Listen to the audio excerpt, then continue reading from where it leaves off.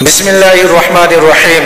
सिर्फ 5 मिनट का मदरसा कुरान और हदीस की रोशनी में 23 जमादियुल ऊला। नंबर 1 इस्लामी तारीख, गज़वा-ए दौमतुल जंदल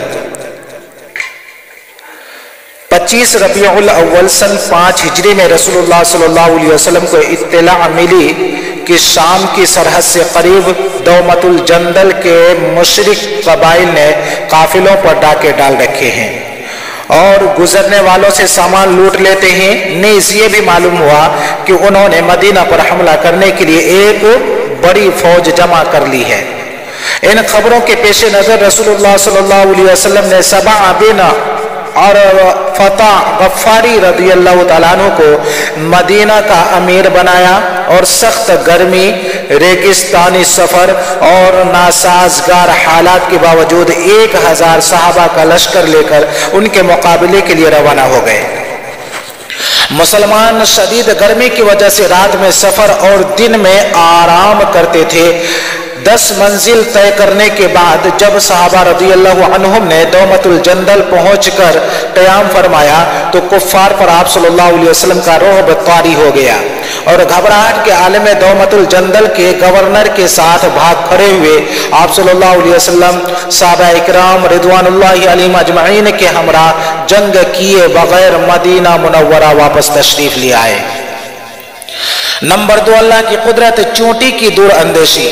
अल्लाह ताला की छोटी सी मखलूक चोटी को देखो, कुदरत ने उसको अपनी ग़िज़ा जमा करने की कैसी हिकमत सिखाई है।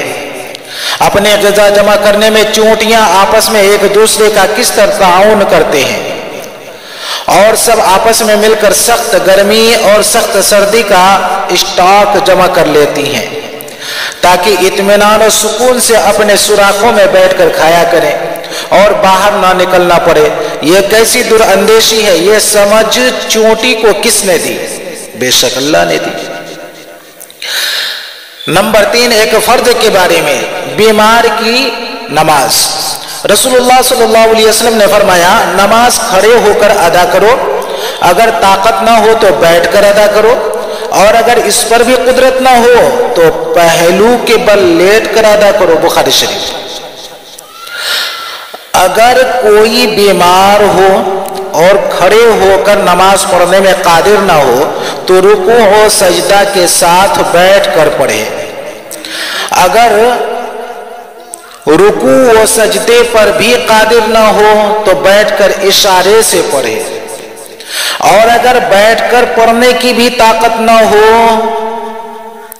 तो लेट कर पढ़े। नंबर 4 एक सुन्नत के बारे में, हर नमाज के लिए वुदू करना। हजरत अनस रदियल्लाहु ताला अन्हु बयान करते हैं कि आप सल्लल्लाहु अलैहि वसल्लम की आदत शरीफा थी कि बावजू होने के बावजूद हर नमाज के लिए ताज़ा वुदू फरमाते और हम लोग कई नमाजें एक ही वुदू से पढ़ते थे। अबू दाऊद। नंबर 5 एक अहम अमल की फजीलत, गुनाहों को माफ कराने की तस्बीह।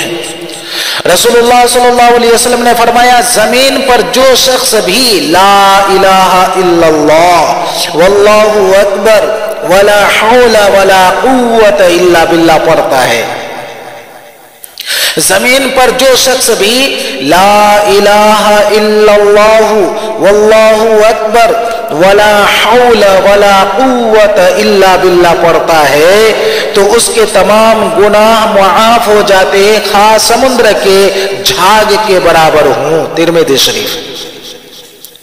नंबर 6 एक गुनाह के बारे में, दोज़ख के मुस्तहिक।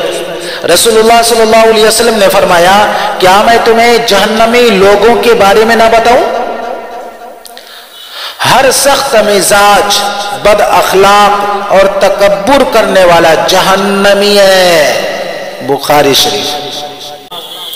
नंबर 7 दुनिया के बारे में, दुनिया में चैन और सुकून नहीं है। रसूलुल्लाह सल्लल्लाहु अलैहि वसल्लम ने फरमाया, खबरदार, दुनिया के बारे में जो कुछ मैं जानता हूं अगर तुम भी जानने लगो तो तुम्हें कभी दुनिया में चैन नसीब ना हो। मुस्तदरक के हाकिम।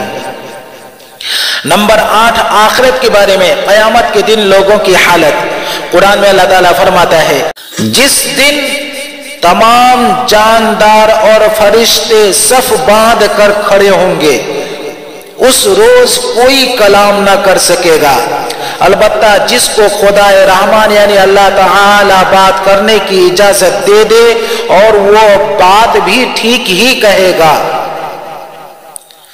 उस दिन का आना यकीनी है, जो शख्स चाहे अपने रब के पास ठिकाना बना ले। सूरह नबा। नंबर 9, तिब्बे नबवी से इलाज, जोड़ों के दर्द का इलाज। रसूलुल्लाह सल्लल्लाहु अलैहि वसल्लम ने फरमाया, इंजीर खाओ। फिर उसकी अहमियत बताते हुए इरशाद फरमाया, अगर मैं कहता कि जन्नत से कोई फल उतरा है तो यही है, क्योंकि जन्नत के फलों में गुठली नहीं है और इंजीर का यही हाल है, लिहाजा उसे खाओ, इसलिए कि ये बवासीर को खत्म करता है और जोड़ों के दर्द में मुफीद है। कंजुल अम्बाल। नंबर 10, कुरान की नसीहत। कुरान में अल्लाह ताला फरमाता है, तुम्हारे रब ने फरमाया है कि मुझसे दुआ मांगो, मैं तुम्हारी दुआ कबूल करूंगा। बिलाशुबा जो लोग मेरी इबादत करने से इराज करते हैं वह अनकरीब जलील होकर जहन्नम में दाखिल होंगे। सूरह मोमिन।